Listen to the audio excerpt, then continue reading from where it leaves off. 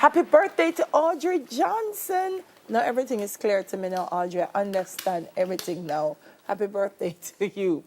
Now, JAMPRO, in association with the Ministry of Youth and Information, BPIAJ, and Heart Trust NTA, will be hosting its first BPO Career Conference tomorrow at the Montego Bay Convention Center. Lots of acronyms for you. National BPO Coordinator Roger Williams has the details, and we're going to start with the acronyms. Roger, how are you?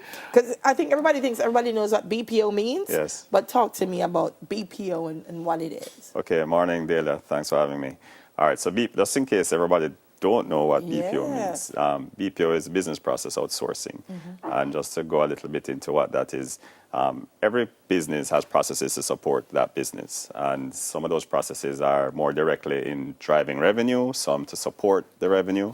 And so we have in the BPO business, our sector, we consider some processes falling into customer facing and some into what we call back office, like accounting, HR, IT support. Okay. All of those processes, a company can choose to say, we want to focus on stuff that drives the business, and we outsource some of those processes to companies that are more efficient and more capable of handling those processes. So that might be some of the front office services are like customer service, maybe some collections.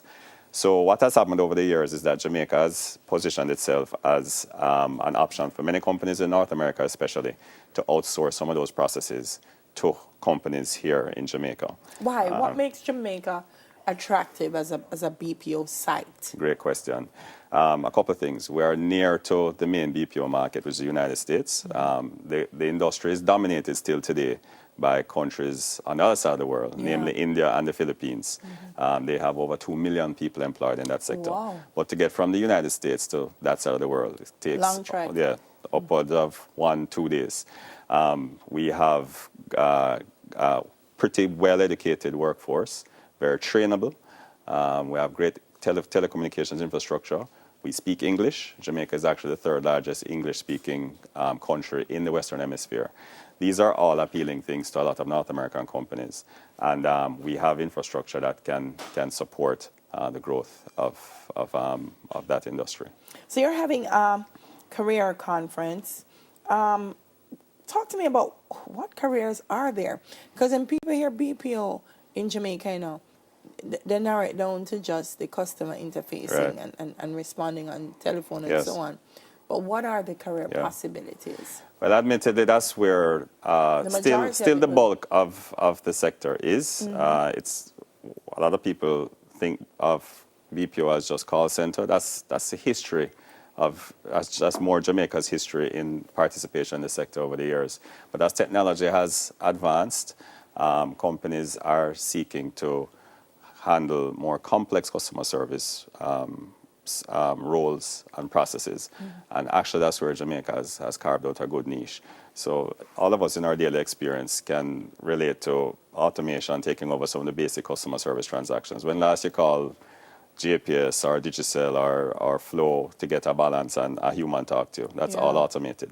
But there are still complex problems that customers need a human interface to effectively handle. Jamaica is actually turning out to be very competitive in that. I don't know if it's our culture or a way of being innovative or a way of being comfortable solving problems, but that's turned out to be a strong niche for us. But in addition to customer service, we have, as I said earlier, some back office type processes, finance and accounting. We have very qualified people in finance and accounting that are handling revenue analytics for Fortune 500 companies, for example. We have legal process outsourcing, where we have legal trained persons who may not have sat the bar yet, but can support legal process research and proposal writing for companies in the United States.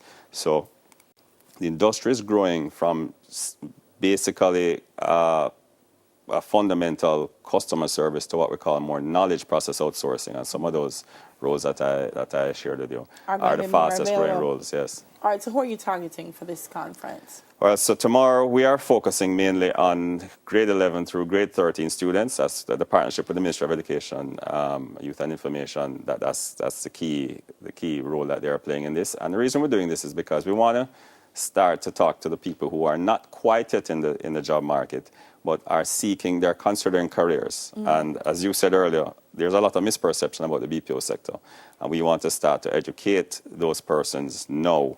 Have them come, have persons, experts in the field and professionals in the field say more about the types of careers, what is required, what does success look like, what are the different ways in which the reward systems are structured to show, just how can you make a living and get full engagement and career growth in the sector.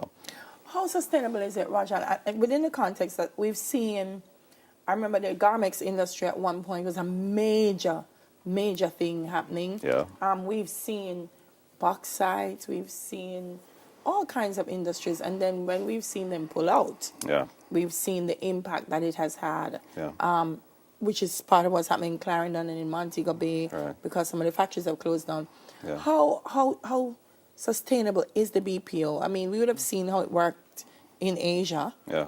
Long term, are we going to be telling these children jobs are here, but in the next 5 years they have to go retrain themselves? We feel confident that certainly in the medium to long term, or I should say to the medium term, the type of growth trajectory that we're on will continue. And Okay. that's for a couple of reasons. The global industry is growing. Okay.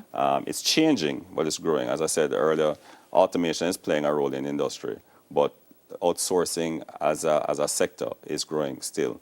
Jamaica is growing pretty fast for the reasons I mentioned earlier.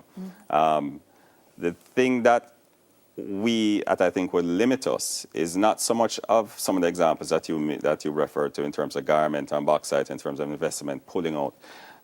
It is, can we keep up in terms of skills supply Okay. for the opportunities, Okay. right? Because as I said earlier, the secret is out.